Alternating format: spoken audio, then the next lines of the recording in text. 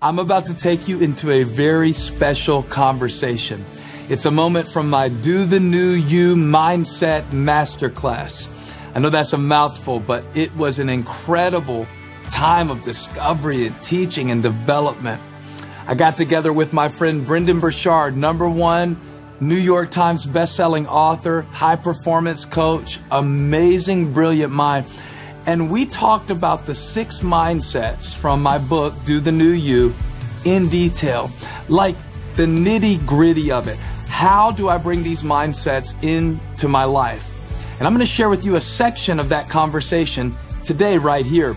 And if you'd like access to the entire masterclass, all you got to do is go to dothenewyou.com, get the book, and you'll unlock the entire library.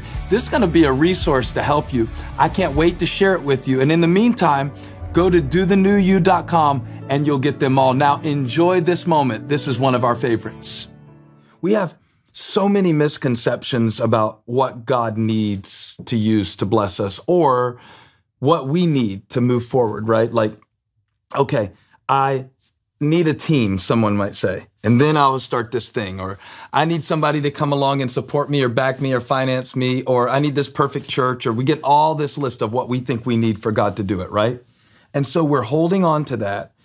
Don't you think that a lot of what keeps us from moving forward is what we won't let go of? Mm-hmm. Our idea of how it should be, our idea of the way we thought God was going to make. I thought I'd be married and I'm 25 and I was planning to get married at 22. Well, that's the way I thought God was going to make. So I love what you said, like not only what God did in the past, but what I thought he was supposed to do. Right. And now I can't go forward. So let's have a little therapeutic coaching. I know you're not an a psychologist or a nutritionist. You know, I know that you're a coach. So let's coach somebody in faith who won't let go of something that they thought was supposed to happen in order to go forward into the way God is making they can't even see right now. Yeah, I think too often our vision becomes myopic on what was, and we're operating from here.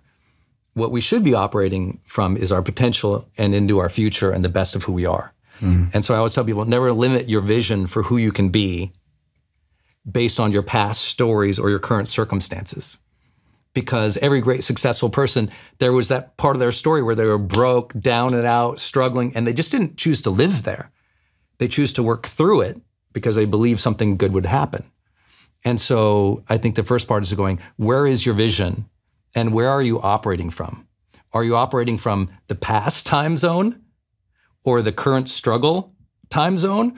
Or are you living into and being the best of who you can be for the future you, which is what your book is about. Yeah. And that's really powerful. So where are you operating and where's your vision? And then we also have to set up these rhythms in our life where we choose to release the tension and the disappointment. I love that. Rhythms where we choose to release our tension and disappointment. So it's what are your rhythms of release? Write that down in the comments. Rhythms of release.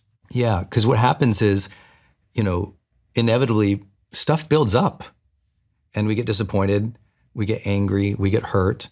And if we never release that, it's like a pressure cooker. And one day it will release, and it will release in a pipe burst. It will release in an inappropriate way for people. That's why therapy is so powerful. You go every week, or you talk to a coach, you talk to them every week. It's a place that you go to release your thoughts and your concepts and your frustrations and your plans. But it can't just be releasing. It has to be what I always call, you release the tension of that and you set the intention for what's next. So I'm somebody, I have to do this every hour. I'm easily distracted. I'm so enthusiastic. I want to do this, I want to do this, I want to do this. And I know this about myself. So every hour, no matter what's happening, when I'm working at my desk, every hour, a little timer goes off. I have it next to my computer, press it, start, 55 minutes, stops. And I push back, close my eyes, and I just start breathing and I release the tension in my body. And I just repeat this little mantra to myself: release, release, release, release. And I might only do this for 2, 4, 5 minutes. Just release, release, trying to release all thoughts, all feelings, all emotions, and tension in my body. Once I feel like I'm in a good place, open my eyes and I ask, okay, what's my intention for this next hour? And I learned that in helping a lot of people through grief and trauma. You know, sometimes we think our vision has to be this huge new thing. But when you're really struggling, what's the intention for the next hour? You know what? I'm gonna go pick up the kids and I'm gonna share some love with them. That's the intention for the next hour. Yeah. But I don't wanna go pick up the kids carrying all that stuff. So I always say, before every significant interaction with somebody, if you can just release the tension. I teach people all the time, if you're the one who goes to work and you come home to your partner or your spouse or the kids, when you pull up to the house, tell you what, put the chair back, close your eyes, do a release meditation for about 5 minutes and say, what's my intention? Oh, my intention is go be a good dad, go be a good mom, go be a good provider, go be a good servant, whatever it is. And these little moments that you're just releasing all this frustration and this tension, because people carry a lot of tension and they get lost in the tension. Unless you release that, you know, you can use the metaphor of releasing baggage, but I don't like that metaphor as much, but it's just releasing the tension and setting an intention. It's a constant recalibration into the future and into your faith. And when you can recalibrate into my future, into my faith, then I can survive this moment now. What I love about this is how you broke it down and shrunk it. Because sometimes when we talk about letting go of the past, moving forward into the future, which is a lot of what this mindset is about with God, there's always a way, and by faith I will find it. We set that finder so far out in the future. 5 years from now, I want to be here. And sometimes what we really need to release happened 5 minutes ago, not 5 years ago. And I love that you used the word rhythm, because I like music so much that I thought, well, that's brilliant, because I've thought of letting go of what was as something I do maybe once, like, I let it go, God. How they hurt me, I let it go, God. But when you put it in the term of a rhythm, that's not a rhythm unless I do that, right, that.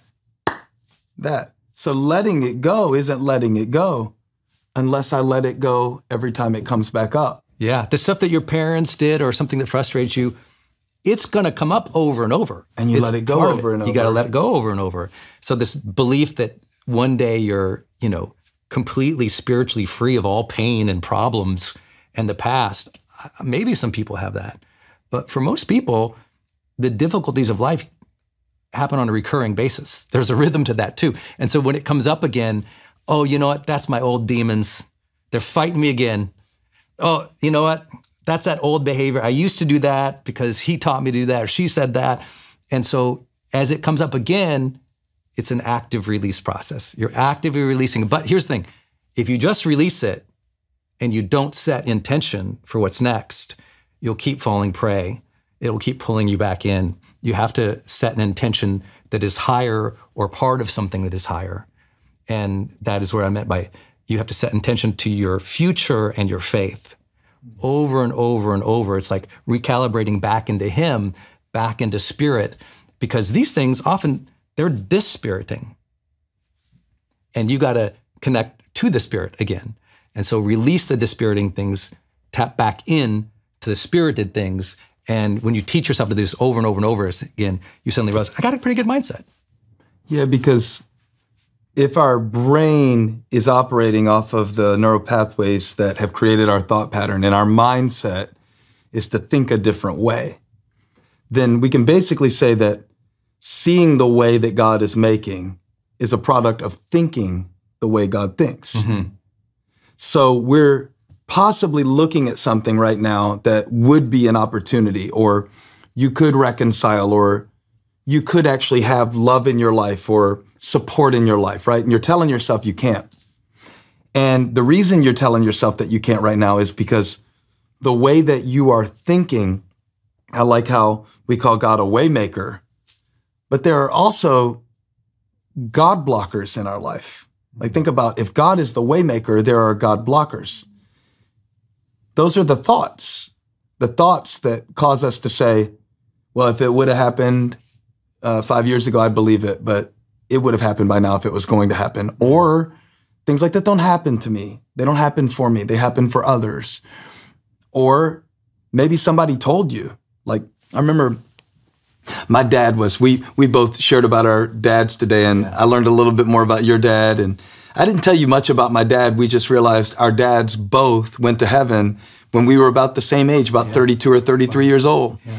And, you know, my dad he was a passionate guy. One time somebody was telling me, you'll never be able to go to college. You won't be able to afford it. Mm-hmm. And they were saying, I didn't go to college, and so you're not going to go to college, and you need to make peace with it. It sounds like a weird thing for somebody to tell a kid, right? And it kind of was. I was only like 10 or 11. Oh, wow. And I don't even know why they were saying that, but my dad goes, shut your stupid mouth to this other person. And this is not probably recommended parental advice. He said, if I have to kill somebody to get the money to send that boy to college, if he makes good grades and wants to go to college, he'll go to college. And I got a scholarship instead, so I went to college. He didn't have to kill anybody. The story doesn't have a weird ending and that's the day my dad died. The point of it was that he wasn't going to have me limited. We've talked in the previous mindsets, and I want you to go back and watch all of them, because we talked about I'm not stuck unless I stop. We talk about coming from abundance in the mindset, Christ is in me, I'm enough. But now we're moving deeper into this to say, are your thoughts the result of seeds that someone planted and that someone wasn't God? And if they were, can you go back by faith and uproot those through the process? Well, what does that look like? I love Brendon's handles. Release the tension, set the intention. The intention of what?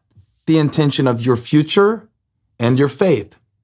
With God, there's always a way. By faith, I will find it. And maybe that's why you haven't found it yet, right? Mm-hmm. Because you're not looking by faith. Right. You're looking by sight. And so I don't see it, and I've never seen it, and I've never been it, and I've never done it. But this mindset is by faith, I will find it. So how does faith open up your eyes to possibilities that were there all along? And how do you tap into it practically? Because a lot of people will say, so I'm just supposed to, what? Lift my hands? I'm just supposed to quote a Bible verse? Well, yeah, all that's good. Yeah. But there's an actual way to activate faith too that's practical. Yeah, I think you begin, if you are looking backwards, look backwards and notice that all the big moves in your life and all the big random things that look so random, they happened when you were in motion. You were in motion and serendipity happened. You were in motion and you met this person who gave you this lesson that helped open this door later. It's like Steve Jobs said, you never connect the dots until you look backwards.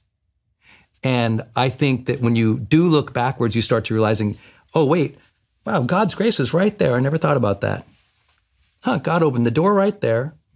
I didn't know that. And what happens is you start to realize that all these things have already opened for you, but they always happen when you're in motion. You made a decision, you went for it, you tried something, and some big lesson or a failure or a pivotal point happened, but they always happen when you're in motion. And so when you trust in that, you say, interesting, doors, looking backwards, I can see doors open when I was in motion. Let me get in motion now because I want new doors to open. I want new doors to open for me, so I have to be in motion. I have this belief, I have this desire, I have this dream, move. Yeah. And you write so eloquently about this in the book. It's like, move. Because when you move, the doors are open or you're going to blast through them and discover something. But for the most often, I think that what people discover is, wow, when I get in motion, amazing things start happening. Yeah. These random people come into my life. Yeah. That's when I met my wife, or that's when I met this business partner, or that's when I got that first sale that led to this sale, and they can start connect that forward again with that trust and the faith. That will happen again. I think coming from that standpoint, it's like it's evidence-based. There's a lot of evidence that great things happen when you're in motion, and a lot of things when you're stopping yourself, fearing yourself, laying on the couch week after week in self-pity. There wasn't none of that happening. None was happening. You were in the 17th bag of Cheetos, nothing happened. But when you got in motion, you got tired of sitting around and you tried something opened. So I think first stepping into that truth. Even the smallest motion. Small motion. Get out of the house today. Yeah. Get the shower today. I didn't tell you this today. story, but I'll give it to you now. And maybe I've shared it publicly, but I don't think that I have. I feel like I should, though. When it was time for me to write this book, and I felt like you're either going to do this now and write this, because the message was coming alive in me, but I had become pretty discouraged about the writing process. You know, going from the spoken word, which I'm more comfortable with and I have a lot of muscle memory with, to the written word. And the way I would judge it, and I would think, this is not very literary. So everything in me was telling me, you're not an author. You know, back to the identity, Christ is in me, I am enough, arguing for your limitations. All of these mindsets build on each other, right? Yeah. Which is really why I want you to share every session and read the book. But the book actually was completely stalled out in my mind. I tried to write another book. And I remember the day that I had a blank afternoon on my calendar, and something told me that today was the day to set the book in motion. And when you said motion, something jumped in me, because I wanted to say this for the person who is like, I know that there's something that God has put out in front of me in my future, but I am completely paralyzed by what I feel. And here's what I did that day. I went in my closet. I put on a suit. I never wear suits, but I put on a suit. And I drove to my office. And I called my literary agent. And I stood there in a suit, not on a Zoom call, a phone call. So why am I wearing a suit? To set it in motion. It was my way of saying to myself, I mean business. And this wasn't when I was 23, just starting out in ministry. This is recently that I had to do this for myself. Yes. To let myself know, we mean business. And the series of meetings that were set up on that day, standing there, in a suit that was, by the way, a little too tight because I hadn't put it on in a couple of years. And as the suit squeezed the blood out of me, the faith began to flow. And one of the reasons that the book is here today is because, like I said, instead of sitting and waiting for God to deliver a way or make it obvious, I chose motion. And I think set it in motion is a great thing to add to this mindset. It's not just the mindset, but it's setting that mindset in motion, that even the smallest step of putting on a suit, even the smallest step of setting up a call, even the smallest step of flushing it and telling somebody to ask you about that addiction and asking somebody to check in on you. Did you set up the meeting with the therapist that you've been saying you're going to do? Whatever that move is, a lot of times I think the paralysis of the entire path blocks us from the next step. Yes. Because if I'm looking that far out to see, well, God's going to make a way, and then it's going to lead to this and this and this and this, we are essentially trying to calculate the next 5 ways that God is going to make, when all we really need to do is step through the door that's open right in front of us. I hope you enjoyed that. I hope you took a page of notes, and there's so much more available. Go to dothenewYou.com right now. Let me know your takeaway. Can't wait to see you soon.